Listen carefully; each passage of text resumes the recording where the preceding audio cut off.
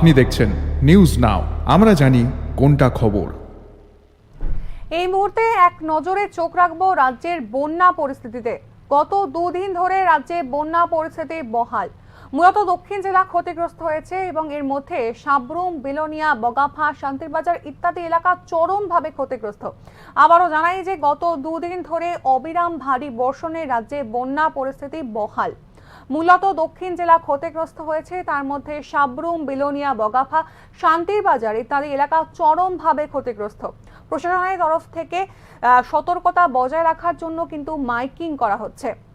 গতকাল রাতে সাবরুম জেলাশাসকের তরফেও সতর্ক বার্তা জারি করা হয়েছে। ইতিমধ্যেই বিভিন্ন জায়গাতে ত্রাণ শিবিরও খোলা হয়েছে। এই গোটা পরিস্থিতি নিয়ে একেবারে চরম দুর্ভোগে রাজ্যবাসী। শুনুন প্রতিক্রিয়া।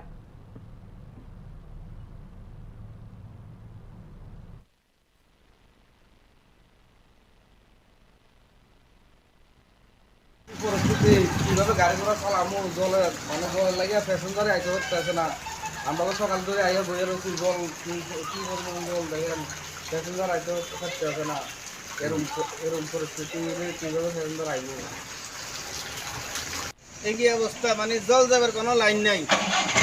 কিরে মানে ড্রেন ভর্তি রয়েছে, জলের ড্রেন ভর্তি, জল যায় না, গাড়ি চালানো জানা গাড়ি চালানো যায় না, গাড়ি নাম্বার লাগাবার জায়গা নাই, পেটিতে রাই না প্যাসেঞ্জার আই না জলে লাগিয়া।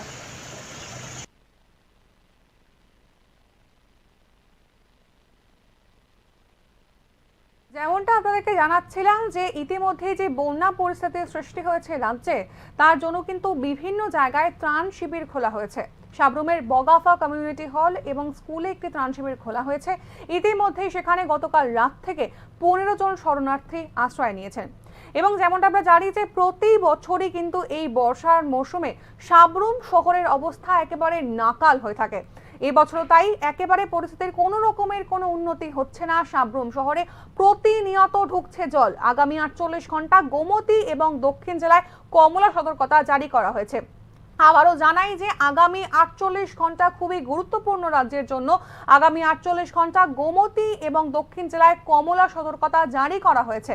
স্থানীয়দের আশঙ্কা, যদি আরও বৃষ্টি হয় তাহলে মুহুরী এবং লালগাং নদীর জল গ্রামে ঢুকে আরো ভয়ানক পরিস্থিতির সৃষ্টি হবে। শুনবো প্রতিক্রিয়া।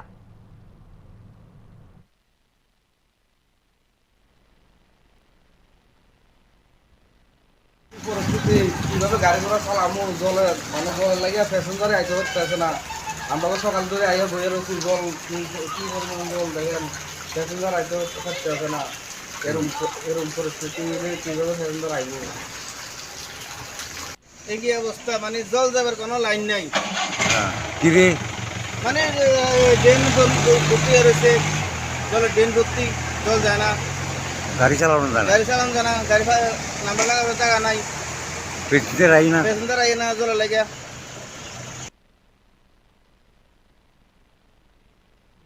আগরতলা মৌসুম ভবনের রিপোর্ট অনুযায়ী সিপাহীজলা, পশ্চিম ত্রিপুরা, খোয়াই এবং ধলাইয়ের কিছু কিছু জায়গায় ভারী থেকে অতি ভারী বৃষ্টিপাতের সম্ভাবনা রয়েছে এখনো। সেক্ষেত্রে পরিস্থিতি আরো খারাপ হতে পারে বলেই আশঙ্কা হচ্ছে। যেমনটা প্রথম থেকে আপনাদেরকে জানাচ্ছিলাম যে গত দুদিন ধরে রাজ্যে বন্যা পরিস্থিতি একেবারে সবল রয়েছে এবং যার ফলে কিন্তু স্থানীয়রা ভীষণভাবে কিন্তু শঙ্কিত হচ্ছেন এবং ক্ষতিগ্রস্ত হচ্ছেন। সব থেকে বেশি ক্ষতি হয়েছে দক্ষিণ জেলাতে সাবরুম, বিলোনিয়া, বগাফা এবং শান্তির বাজার এলাকাতে।